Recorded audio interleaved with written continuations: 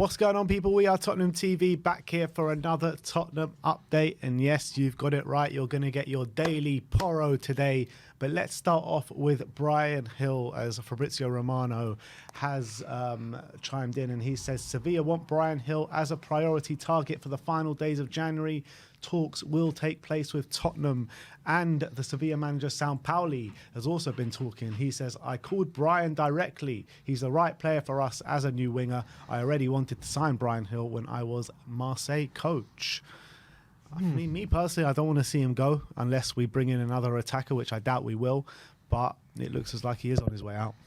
Yeah, I mean, I'd rather keep him around. I'm not going to be that upset if he goes on loan, to be honest. I think when you look at the forward line that we have, take Lucas out of it, if Gil goes on loan, you still have Danjuma, Richarlison, Kane, Son, Kulusevski for that three up front.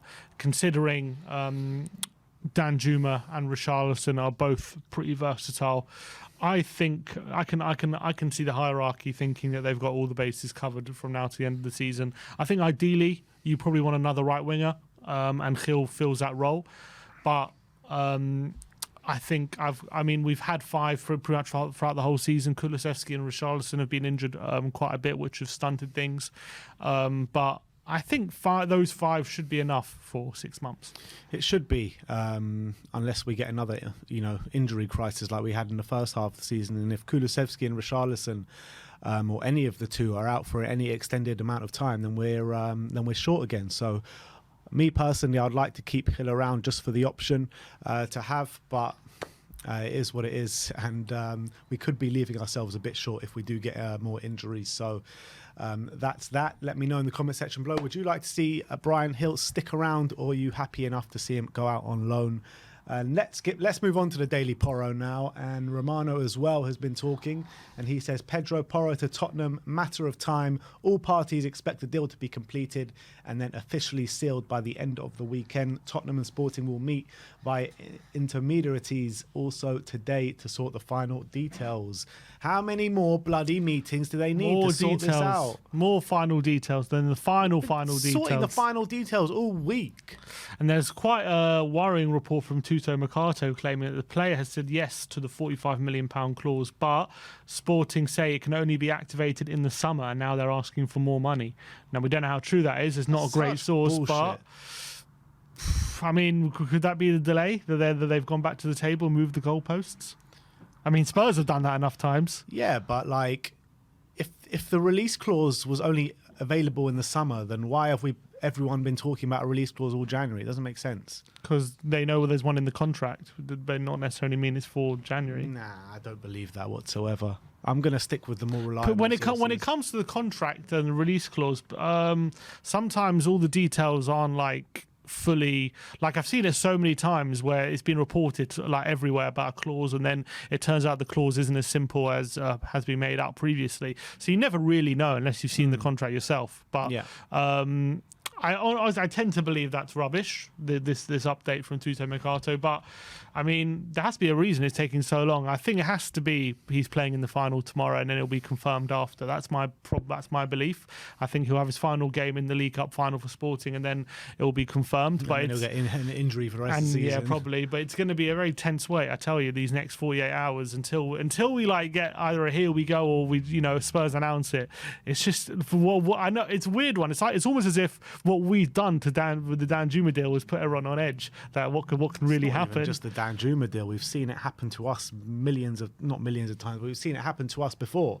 The Willian deal springs to mind. Even back in the day when we were trying to sign, I think it was Emmanuel Petit as well, paid for his cab to go over to Arsenal. So we've seen it happen to us before.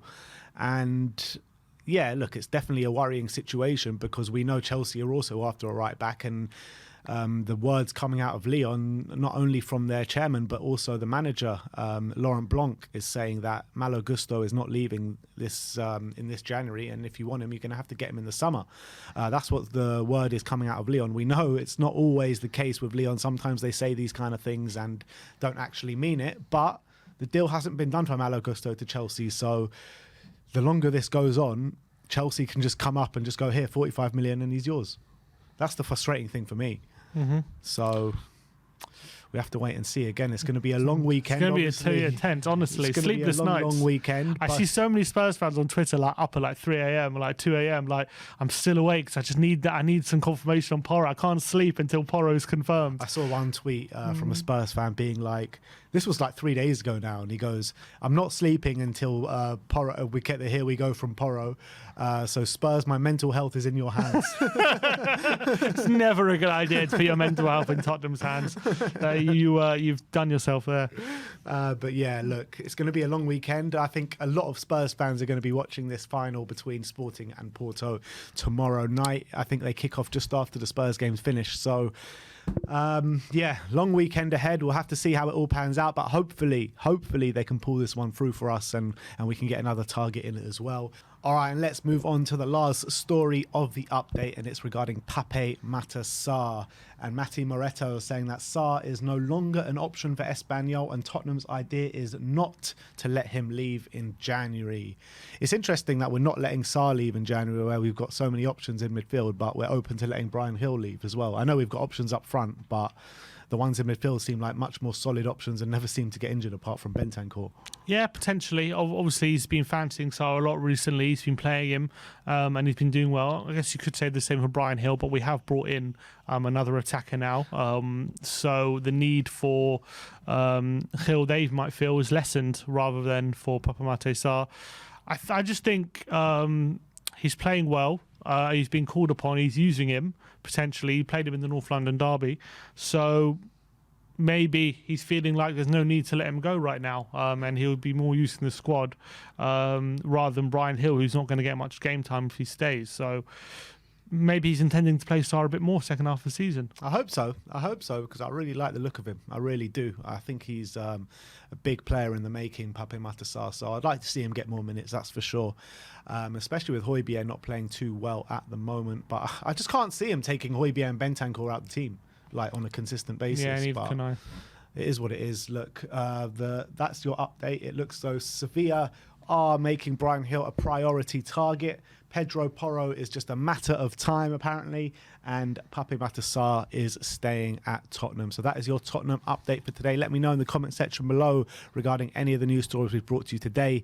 Like, subscribe, and comment. And as always, come on, you Spurs.